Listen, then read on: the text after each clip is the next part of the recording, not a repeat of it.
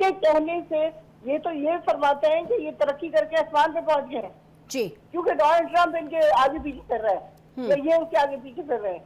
बस सिर्फ जिंदगी का मकसद यही है कि डोनाल्ड ट्रंप के पीछे पीछे फिरो, उसके करते रहो जो मर्जी खुशामद, और मुल्क जहां मर्जी जाए, किसी चीज की परवाह नहीं है। लोग कितने ज्यादा लोग जो हैं बेचारे मुश्किल में हैं, कोई किसी को एहसास है कि वो अपने दिन और रात कैसे गुजार रहे हैं। अगर कोई प्रोटेस्ट करता है या अगर कोई मुश्किल में आके कोई बात कर देता है, फौरन उसको गिरफ्तार कर लिया जाता है। जी महारानी की उसमें बेइज्जती कर दी आपने, उनको कैसे आपने ऐसी बात कर दी, चलो जी पकड़ो जेल में डालो, और फिर जेल में डाल के जो मार कुटाई होती है, अल्लाह माफी। कल मुझे कौन बता रहा था कि एक बच्चे को पकड़ा है उन्होंने, वकील के साथ उसको मसला था, उसको पाँव पत्थर के ऊपर रखा है और ऊपर से हथौड़ा मारा है। मुझे बताएं वो पाँव कहाँ रह गया होगा।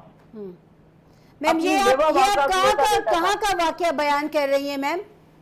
मैं मुझे अब एग्जैक्टली याद नहीं है, लेकिन मैंने ये कल पढ़ा है मैंने। जी मैम, हमारे मुल्क का ये, हमारे मुल्क की बात ये है कि हमारे अंदर से हमदर्दी क्यों खत्म हो गई है? हम क्या फिरौन हैं या हम बाहर से आए हुए हिंदू हैं जिसको मारा जाएगा, इसराइली हैं जिनको मारा जाए। इसराइली तो खैर आजकल उनकी पूजा होती है, लेकिन हम लोग कौन है? हम दुश्मन है क्या इस मुल्क के?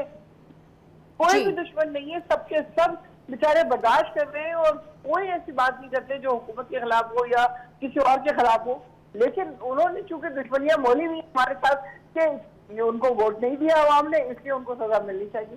तीसरा साल है कि गोदाम वो खाली हो गए, गंदम किसान बुरी तरह रुल गया है, किसी चीज को किसी की परवाह नहीं है।